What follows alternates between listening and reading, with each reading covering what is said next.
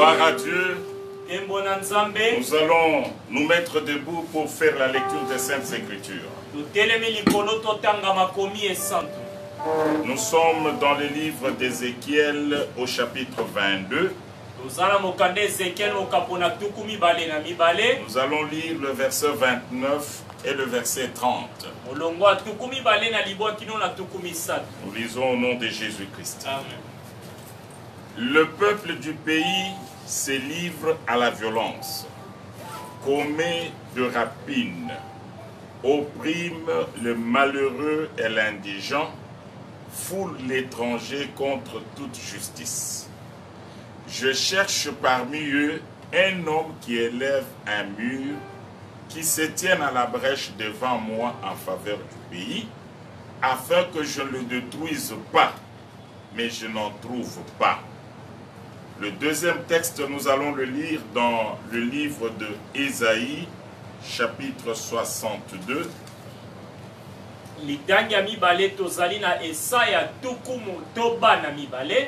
Nous allons lire le verset 6 et le verset 7. Sur tes murs, Jérusalem, j'ai placé des gardes. Ils ne s'éteindront ni jour ni nuit. Vous qui rappelez au souvenir de l'Éternel, point de repos pour vous. Et ne lui laissez aucune relâche, jusqu'à ce qu'il rétablisse Jérusalem et la rende glorieuse sur la terre. Que notre Dieu bénisse sa parole. Nous pouvons nous asseoir. Seigneur Dieu, nous te disons un grand merci parce que tu nous fais encore grâce d'être devant ta présence pour t'écouter et pour te parler. Laisse, ô Dieu, que ton onction repose sur nous, afin que nous puissions faire ce que tu attends de nous. Nous condamnons les esprits méchants qui se dresseraient contre ce culte. Nous le rendons nul et sans effet au nom de Jésus. Du début jusqu'à la fin du service, nous voulons que tu règnes, que tu te manifestes au nom de Jésus. Amen. Bien-aimés, nous continuons avec notre message sur la prière. Nous sommes arrivés au point où nous parlons sur les sortes de prières. Nous avions parlé de la prière de repentance. Nous avions parlé de la prière de louange, d'adoration et d'action de grâce. Et aujourd'hui, nous enchaînons avec la prière d'intercession. Et pour bien parler ce soir, nous allons développer 3 ou 4 points. Premièrement, nous allons revenir sur la définition de la prière d'intercession. Cette prière a une définition très simple. C'est le fait de prier pour les autres. C'est pas compliqué. Dans la prière d'intercession, nous apportons devant le trône de Dieu les problèmes, les difficultés des autres.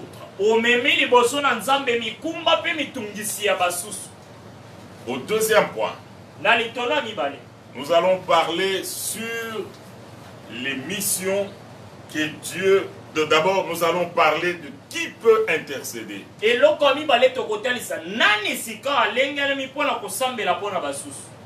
Nous répondons tout de suite que c'est chaque chrétien. Pourquoi? Parce que la Bible dit que nous tous qui sommes sauvés, Christ a fait de nous un royaume des sacrificateurs pour Dieu.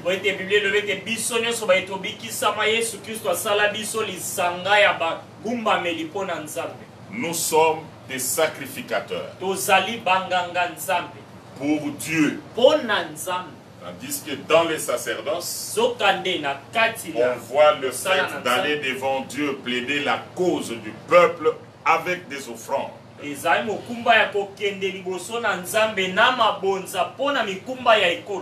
dans ce Nouveau Testament, La Bible déclare dans 1 Pierre chapitre 2 verset 5, nous sommes maintenant tous, sans exception, nous formons tous maintenant le royaume des sacrificateurs pour Dieu.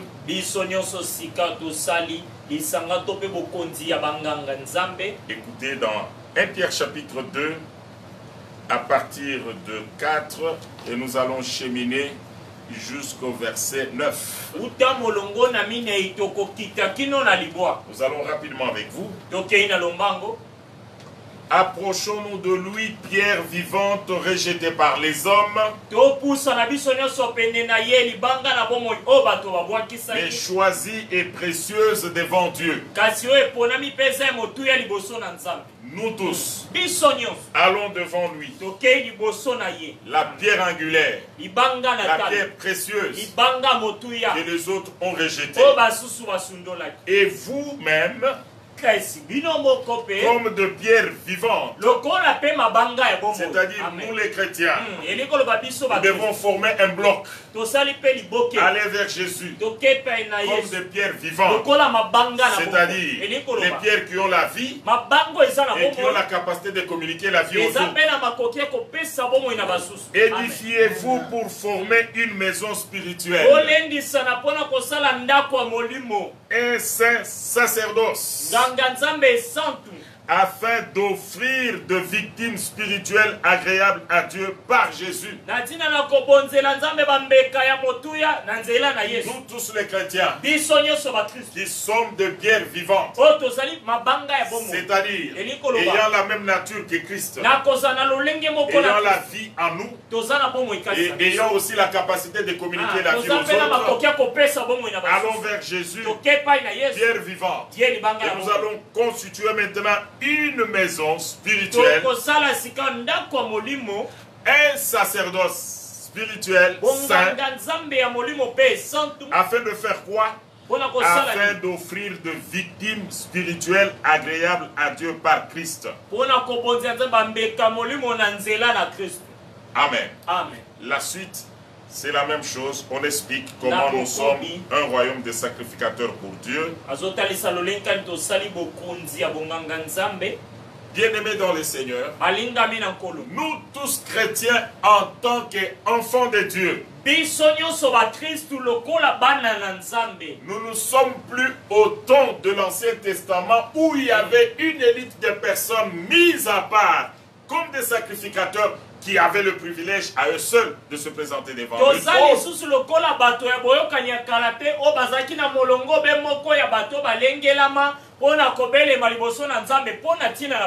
Nous tous chrétiens qui avons la communion avec Christ, nous qui avons la même nature que lui, des pierres vivantes, comme un aimant, nous serons collés à lui,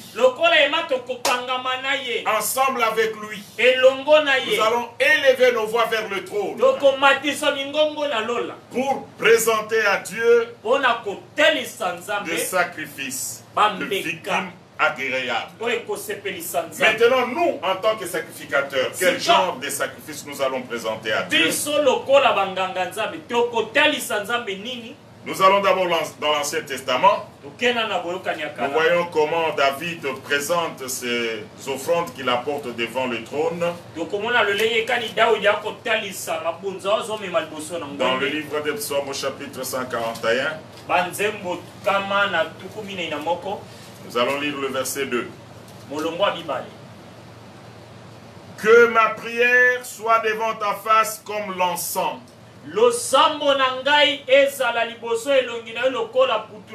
Non. L'encens, c'est Malasia Solokito. Que ma prière soit devant ta face comme l'encens. Et l'élévation de mes mains comme l'offrande du soir. L'encens qu'on présentait comme parfum devant le trône. Quand nous arrivons dans le Nouveau Testament, le livre d'Apocalypse, on nous précise que ce parfum-là, ce sont les prières de saints. Apocalypse 5, verset 8. Quand il eut pris le livre, les 4 êtres vivants et les 24 vieillards se prosternèrent devant l'agneau, tenant chacun une harpe et des coupes d'or remplies de parfums, qui sont des prières de saints. Les prières de saints. Ainsi, bien-aimés dans le Seigneur, nous, en tant que sacrificateurs de la nouvelle alliance, ce que nous allons offrir à Dieu sera agréé par Dieu. C'est-à-dire, nous allons amener devant le trône de Dieu la prière en faveur de nos frères et sœurs.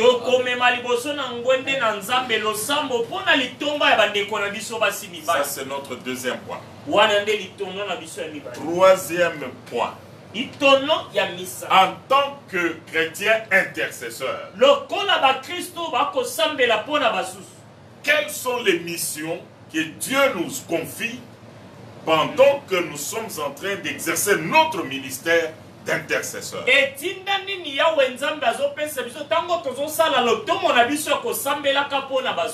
Faute de temps aujourd'hui, j'énumère. Mais j'y reviendrai avec force au détail le jeudi. Nous avons lu avec vous les 2 textes dans l'Ancien Testament, où Dieu dit, il y a des problèmes parmi le peuple, je cherche quelqu'un qui élève une brèche, le mur, et qui soit à la brèche pour intercéder en faveur du peuple. Je n'en trouve pas.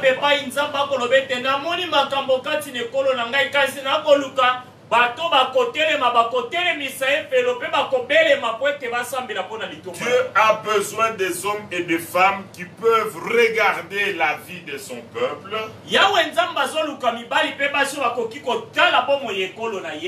où ils trouvent que ça ne va pas, ils amènent ce besoin-là devant le trône. Tu ne peux pas voir la souffrance dans ta famille et te taire. Tu ne peux pas voir la souffrance dans ton église et tu te tais. Tu ne peux pas voir la souffrance dans la vie de ton semblable, un frère, une soeur de l'église, et tu te tais.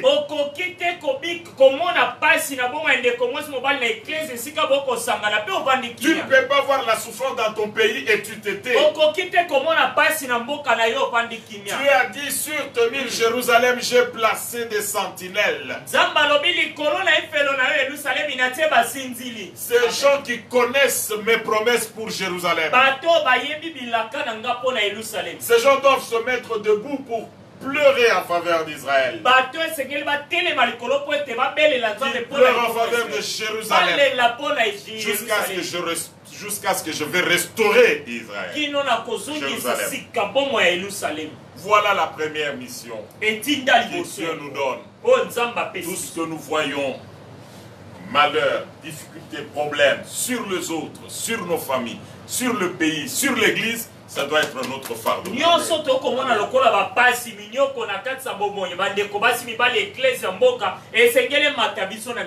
Seigneur, sauve ton peuple. Seigneur, guéris mon frère qui est malade. Seigneur, donne du travail. Seigneur, bénis mon pays. Et là, c'est la mission principale. La deuxième mission en tant qu'intercesseur, quand nous allons prier pour les gens, Dieu est capable de nous parler sur leur vie. Faites ceci, faites cela, Il est bloqué à cause de ceci. Il est combattu par les esprits méchants. Ou il a fait telle chose. C'est ça qui a engendré ceci. Priez pour lui. Amenez-le à la repentance. En tant qu'intercesseur des autres, Dieu va entrer en contact avec nous pour nous ouvrir l'intelligence, pour nous révéler, afin que nous puissions savoir ce que nous devons faire pour sauver nos frères. Amen. Amen. Troisième mission. En tant que chrétien, quand nous prions, nous serons en contact avec le ciel quand nous prions pour les autres. Ainsi, l'ennemi ne pourra jamais surprendre ceux qui nous appartiennent. Dieu révélera toujours les plans de l'ennemi avant leur exécution. Mais si nous ne prions pas pour nos familles, le diable va continuer à nous surprendre. Mon frère, prie pour ta femme. Ma soeur, prie pour ton mari. Chers parents, priez pour les enfants. Chers enfants, priez pour vos parents. C'est ainsi que tous les plans de l'ennemi, Dieu va vous le révéler avant leur exécution. Quatrième mission. Quand Dieu vous révèle les combats qui se retrouvent dans la vie de X ou Y,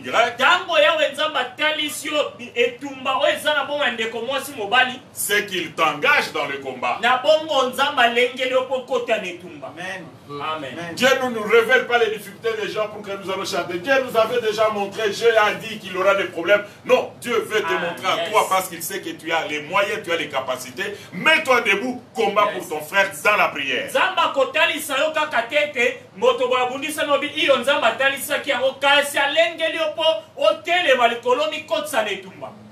Alléluia. Amen.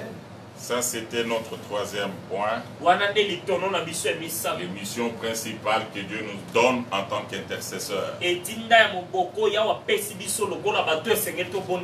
le dernier point par lequel nous allons terminer. Nous voulons vous dire, vous, frères et sœurs, qui allez vous engager dans l'intercesseur, dans l'intercession,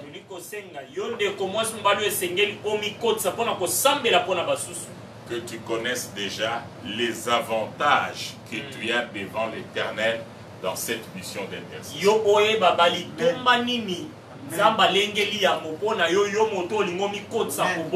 Toi qui as déjà compris ça, voici les avantages que tu as. Premier avantage, tu es soutenu dans le travail que tu fais par l'intercession de Jésus-Christ.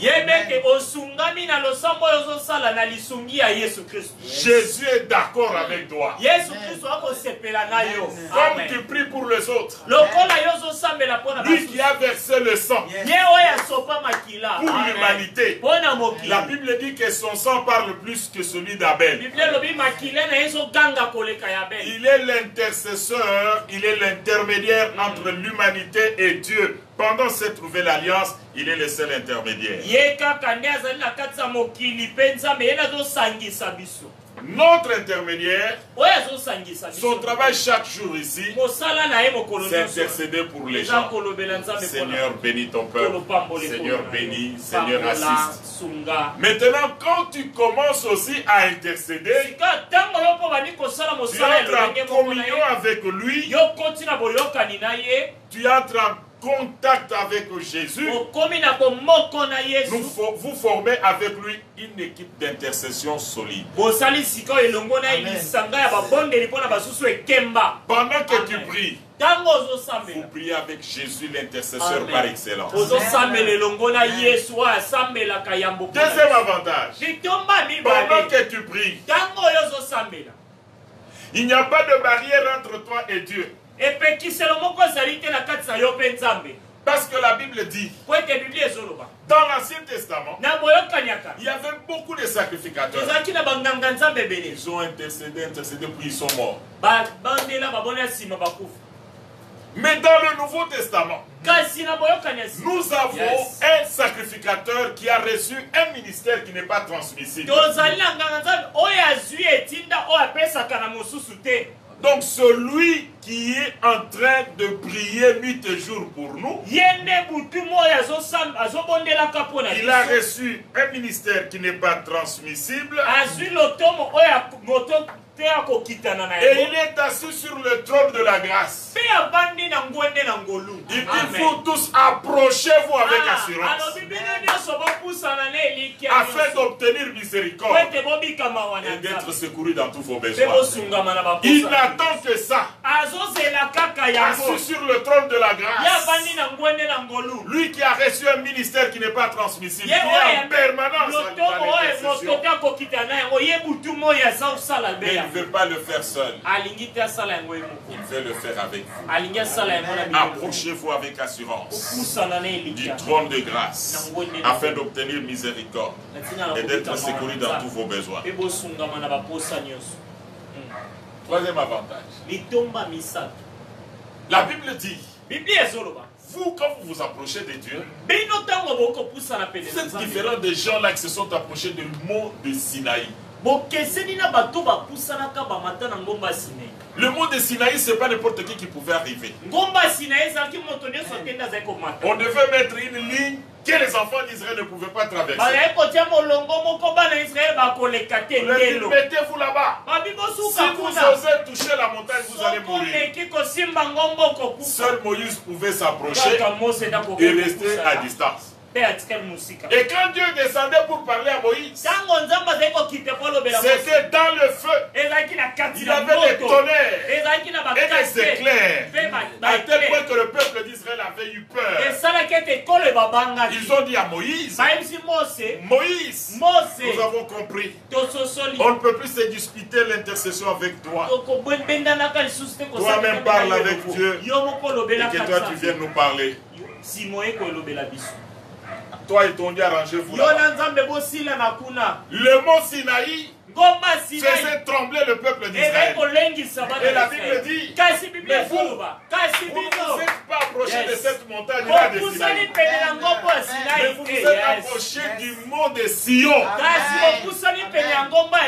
l'assemblée de premiers-nés, c'est-à-dire où tout chrétien a accès. Nous nous sommes approchés, nous tous, à cette montagne-là, là où Dieu réside. Et on ne sera pas seul. Nous serons avec les 4 êtres vivants. Nous serons avec les 24 vieillards. Nous serons avec les séraphins et les séraphins et les chérubins. Nous tous, nous formons maintenant un grand cœur. Nous élevons nos voix vers le trône.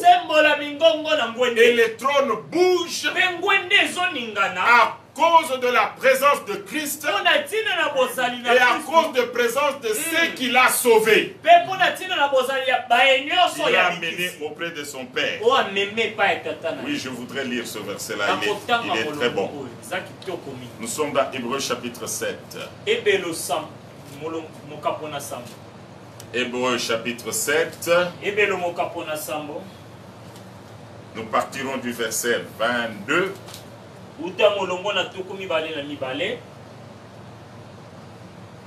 Et nous allons cheminer jusqu'au verset 26. Jésus est par cela même le garant d'une nouvelle alliance plus excellente.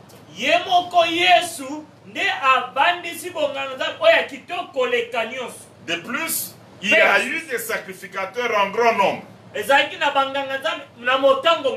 Parce que la mort les empêchait d'être permanents. Mais lui, parce qu'il demeure éternellement, il possède un sacerdoce qui n'est pas transmissible. C'est pourquoi il peut sauver parfaitement tous ceux qui s'approchent de Dieu par lui, étant toujours vivants pour intercéder à leur faveur.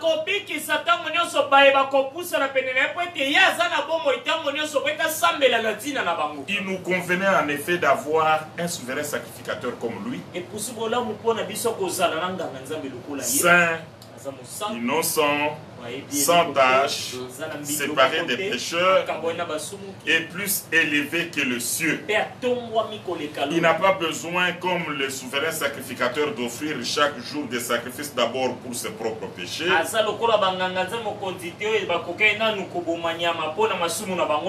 ensuite pour ceux du peuple, car ceci, il l'a fait une fois pour toutes en s'offrant lui-même. Alléluia. Amen. Mais écoutez maintenant, bien-aimés dans le Seigneur. Hébreux 12 précise. Il précise que nous, à partir du verset 18, vous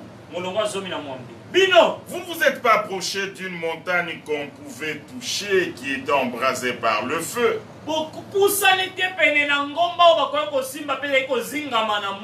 ni de la nuée, ni des ténèbres, ni de la tempête, ni du retentissement de la trompette, ni du bruit des paroles, tels que ceux qui l'entendirent demandèrent qu'il leur fût adressé aucune de plus. Car ils ne supportaient pas cette déclaration: si même une bête touche la montagne, elle sera lapidée. Et ce spectacle était si terrifiant que Moïse dit: je suis épouvanté et tout tremblant.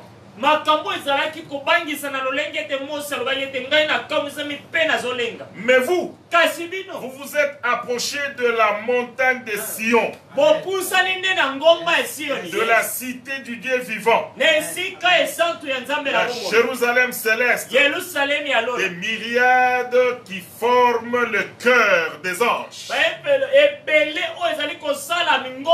Quand vous vous approchez de Dieu, vous avez d'abord le soutien des anges. Vous chantez avec eux, vous priez avec eux. Et quand vous commencez la prière, ils se mettent en mouvement, guérissent les malades à gauche, ils ouvrent les portes à droite, ils libèrent ceux qui sont liés, ils protègent ceux qui sont combattus, ils écartent le fléau et ils opèrent tout en fonction de vos prières. Parce que vous êtes en communion avec eux. Vous formez un cœur avec eux. Mais vous êtes vous qui? Vous êtes l'assemblée de premiers-nés, verset 23. Et dont les noms sont inscrits dans les cieux. Alléluia. Verset 24. Vous vous êtes approché de Jésus-Christ, qui est le médiateur de la nouvelle alliance, et du sang de l'aspersion qui parle mieux que celui d'Abel. Écoutez, bien-aimés, quand vous êtes devant le trône, vous avez beaucoup d'avantages. Jésus est là. Son sang est là. Il est sur le trône. Donc quand vous vous approchez, vous êtes soutenu par les anges. Les anges sont libérés par votre intercession. Et ils opèrent des choses. L'intercession de Christ est là. Souverain sacrificateur qui n'a pas besoin d'aller présenter les offrandes pour ses péchés, mais par l'œuvre de Golgotha, il vous donne l'accès libre auprès de Dieu. Ainsi, bien-aimé dans le Seigneur, celui qui intercède pour les autres, non, voilà, celui qui intercède pour les autres, voilà d'abord que lui-même est en communion avec Dieu. lui-même est connecté à Dieu, ce qui fera que même ce problème à lui trouveront des solutions avant qu'il ouvre la bouche. Parce qu'il entre toujours en contact avec Dieu et il entre en contact avec les anges. Les anges pourront même intervenir avant que tu demandes. Heureux ceux qui servent Dieu, qui travaillent pour les autres, qui intercèdent pour les autres, car ils sont pris en charge par les anges. Que notre Dieu bénisse sa parole.